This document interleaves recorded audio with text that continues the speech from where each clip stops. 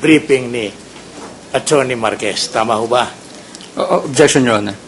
What is the Your Honor, What is the objection? the defense counsel, Your Honor, is asking for a conclusion of law to the witness. Tinatanong lang niya. Factual lang. I'm sorry, Your Honor. Go ahead. What is your answer, defense counsel? Napanood ko po No, yung no, naman.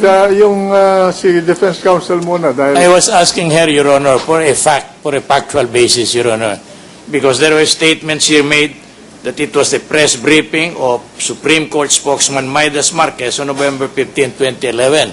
witness na yan, sir. Pagka burn po nito sa DVD, pinanood ko po yung kopya at ikinumpara ko po dun sa source po na video. Hindi kayo kaharap ng magkaroon ng press briefing na yan. Hindi po. Pati yung nakalagay na pecha rito, hindi ninyo alam at hindi rin ninyo mapatutunayan sa husgado na totoo yun. Tama ho ba? Hindi po. Hindi po. Ang ibig niyo sabihin, hindi, wala kayong kinalaman doon sa press briefing na yon. Wala po. Alright. Now, doon po sa sinasabing video number 2 showing Attorney Ferdinand Tupacio's statement on the preparation of payment of gas ban on November 15, 2011, hindi rin po kayo kasangkot dyan sa video na yan. Hindi rin po. Oo. Ang nalalaman lamang ninyo, may inintriga sa inyong DVD ba yun? Compact card. this for your safekeeping as librarian of ABC. Tama ho ba yun? Tama ba? Tama po. Opo. Tama. Alright. Now, Sandali lang. Anong kaiba nung CF card at saka yung DVD? Yung CF card po, compact flash, maliit lang po siya na memory card na ginagamit po sa camera po. Iba yun sa compact disc na yan. Iba po. Yung DVD po, ito po yung ginagamit naming media pag po magpa-provide kami ng copy ng videos. Oh, sige. Go ahead. alinsunod sa inyo, kung tama ako, ang pagkaunawa ko, ni-review ninyo itong, DVD ba ang tawag po dito? DVD po. BD, opo. Ni-review ninyo. Alright. Now, ito pong sinasabi ditong showing Ferdinand Marcos statement, Ferdinand Tupacio's statement, ito po, may nakita kayong tao. Ganun Meron ba? po. May nakita kayong tao.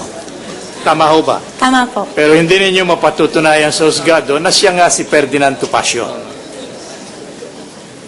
O kilala ninyo siya?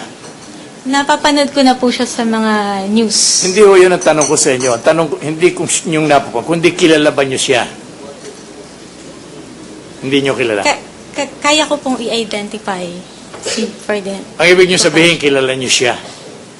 Opo. Ano yung sinasabi ditong statement on the preparation of payment of cash bond? Nasaksihan ba nyo yun? Hindi po. Hindi po. So wala kayong kamalay-malay sa kung ano yung transaksyon na nakita ninyo si Ferdinand Tupacio na nasa video na yan. Tama po. Hindi rin ninyo Sabihin mo lang yung answer mo. Sagutin po ninyo. Sagutin mo. Wala po akong alam doon. Hindi rin ninyo alam kung ano yung sinasabing pagbabayad or pagdideposto na ginawa niya. Tama ho ba ako? Tama po. May sinasabi ditong cash bond allegedly made or paid on November 15, 2011. Saan ninyo kinuha itong statement na ito kung hindi ninyo alam ang mga pangyayari? Meron pong ID ang bawat video po. Meron po siyang shot list. Sa Ay, mga doon po ang inyong deklarasyon tungkol dito sa nilalaman ng video nito, batay lang sa inyong nabasa. Wala kayong kinalaman sa katotohanan o kung yan nga ay naganap o hindi. Tama po. Tama po. Your Honor, at this point, may I just make a quick objection, Your Honor? Yeah, please. Your Honor, the defense counsel makes statement about wala daw siyang kinalaman dito sa mga bagay na ito, Your Honor. Your Honor, we already presented the cameraman to actually authenticate the events as it transpired. Your Honor, this witness is just being presented to present the actual compact disc. I'm cross-examining him here, Your Honor, not on the basis of the statement of any witness. That is illegal. Wait a minute, counsel. Yes, Your Honor. Your witness is under cross. Let the cross-examiner ask the question. I know what you're after, and There is a rule on this. Yes, Your Honor. Please Okay. submit, Your Honor. Proceed. Allegedly, based on this second video, payment of cash bond was allegedly made on November 15, 2011. I suppose you also have no personal knowledge about this. Tama po. And this information came from your cameraman. Hindi ko po sigurado kung sa kanila po nanggaling. Saan po nanggaling itong information ninyo relative to the alleged payment of cash bond on November 15, 2011? Meron pong shot list, yung bawat video po, na meron po kaming isang grupo ng writers na naglalagay po ng description. Pero ang aking pagkakaunawa, wala kayong kinalaman o hindi kayo kasangkot doon sinasabing pagbabayad ng cash bond na yon, more especially on November 15, 2011. Tama ho ba ako? Tama po. Tama po, alright. Now, yung pong video number 3, showing the representative of former President Gloria Arroyo about to process the payment of cash bond. Ito bang ito ho ba'y saan ang galing sa inyo? Nakita ho ba ninyo ito? Pangyayari nito? Hindi po. Sumagot, ulat lang sa inyo ito. Ulat lang sa inyo.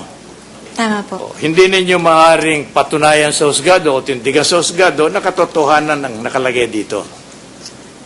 Tama po? Alright.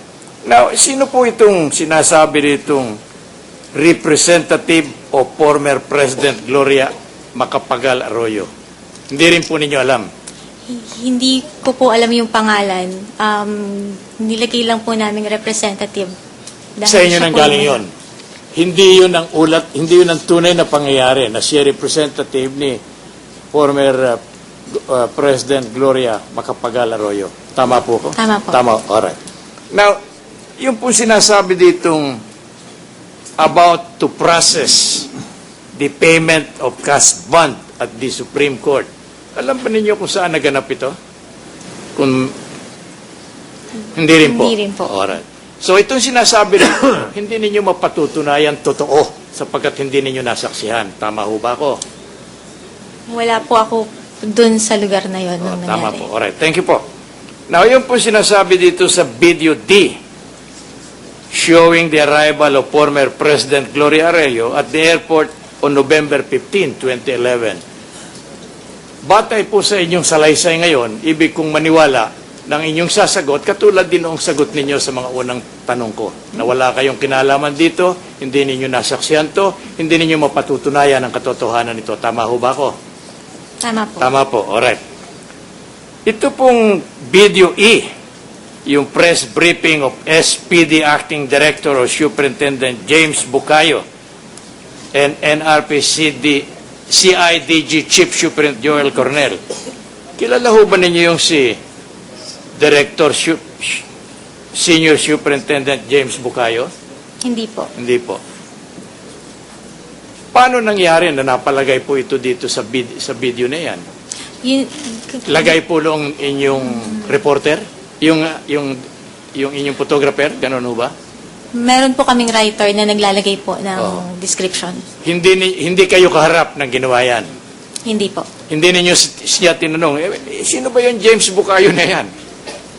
Hindi rin po. Hindi po. May sinasabi rin din po dito, yung NCRPO, CIDG, Chief Superintendent Joel Cornell, on the release of warrant of arrest and arrest of former President Macapagal Arroyo.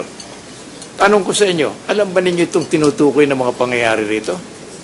Wala po akong personal na knowledge dun po sa nangyari. Inyulat lang sa inyo noong allegedly mga tauhan ninyo doon sa opisina ninyo. Opo. Sa mga kapatid, kung ito po totoo hindi ninyo maaaring tindigan sa husgado ngayon. Hindi po. Tama, alright. Now, ito pong arrest of former President Gloria Macapagal Arroyo. Ito raw po ay isang pangyayaring of national importance.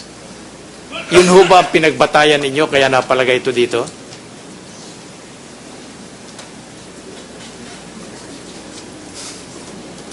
O wala kayong kinalaman din dito? Wala po. Oh. Ang katotohanan, nalaman lang ninyo na naaresto si kagalang-galang na President Arroyo dahil yun na nakalagay sa papers at ibinabalita sa radyo. Tama ho ba yun? Tama po. Alright. Pero kung paano siya na-aresto, kung kailan at kung saan, hindi ninyo matitindigan sa harap ng kagalang-galang na hukumang ito. Tama ho ba? Tama po.